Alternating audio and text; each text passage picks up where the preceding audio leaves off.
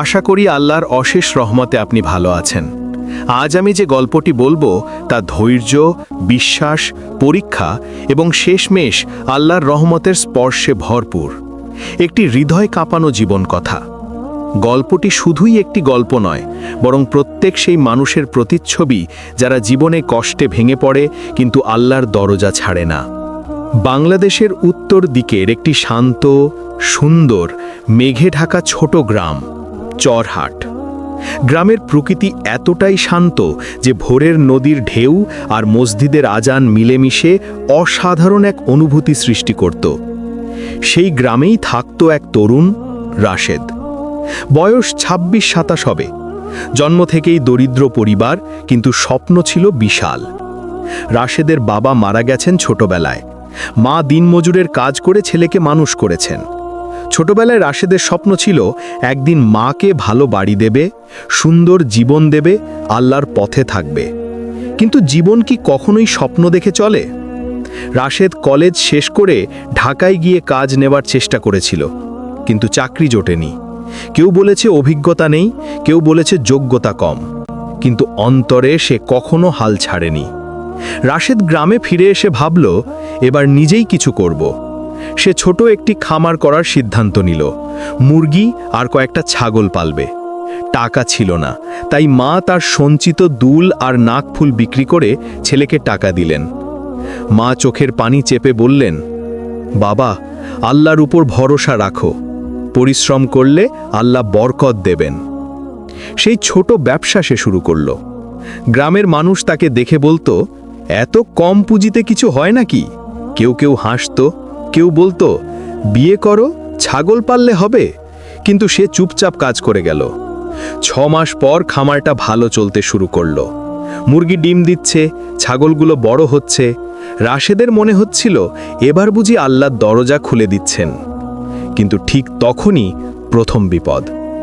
হঠাৎ এক রাতে ভয়াবহ রোগে বেশিরভাগ মুরগি মারা গেল। ছাগলগুলোরও অবস্থা খারাপ। সকালে উঠে রাশেদ দেখে পুরো খামার ধ্বংসের পথে।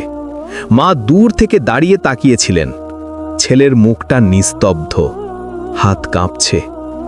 রাশেদ মাটিতে বসে কান্না শুরু করে দিল, মা, আমি শেষ হয়ে গেলাম। মা কাছে এসে বললেন, বাবা, এই পরীক্ষা আল্লাহর। দুনিয়ার কষ্ট কখনোই শেষ কথা নয়। আল্লাহ যখন নেয় তখন দেবার জন্যই নেয়। রাশেদ চুপচাপ মসজিদে গেল। 2 রাকাত নফল পড়ল। চোখের পানি দিয়ে সে দোয়া করল, হে আল্লাহ, আমি দুর্বল, আমাকে সামলে নিন। খামারের ক্ষতি সামলে উঠতে রাশেদকে নতুন করে শুরু করতে হতো। কিন্তু এখন টাকা নেই। কোনো বন্ধুই টাকা ধার দিতে রাজি হলো না। সবাই বলল, তুই পারবি না, আর শুরু করিস না। কিন্তু রাশেদ থামল না।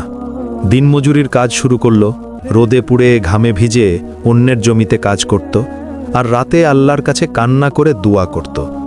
মা দূরে বসে ছেলের দিকে তাকিয়ে থাকতেন। মনে মনে বলতেন, হে আল্লাহ, আমার ছেলেকে ধৈর্য দিন। একদিন গ্রামের এক স্কুলের হেড স্যার রাশেদকে ডাকলেন। রাশেদ, তুমি কি স্কুলের সামনে ছোট দোকান চালাতে চাও? চা, ডিম, নাস্তা। জায়গাটা খালি আছে। তুমি পরিশ্রমী, তাই তোমাকে অফার দিলাম। রাশেদ অবাক হয়ে গেল। টাকা নেই, কিন্তু সুযোগ আছে। মা তার শেষ সঞ্চয়ের টাকাটা দিলেন। ছোট করে দোকান তৈরি হলো। শুরুতে খুব ধীরে চলল, কিন্তু একদিন হেড স্যার বললেন, তোমার আচরণ খুব ভালো। বাচ্চারা তোমার দোকানে স্বচ্ছন্দ বোধ করে। ইনশাআল্লাহ তুমি সফল হবে। রাশেদের হৃদয় ভরে গেল।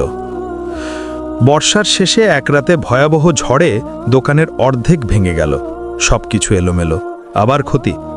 রাশেদ এবার আর কান্না করল না। সে শুধু আকাশের দিকে তাকিয়ে বলল, আলহামদুলিল্লাহ, আপনি পরীক্ষা নিয়ে যান, আমি ধৈর্য ধরব। মা ছেলেকে জড়িয়ে ধরে বললেন, বাবা, তুমি আজ সত্যিকারের মুমিন হয়ে উঠেছ। পরের সপ্তাহে স্কুলে একটি সামাজিক অনুদান কর্মসূচি হল।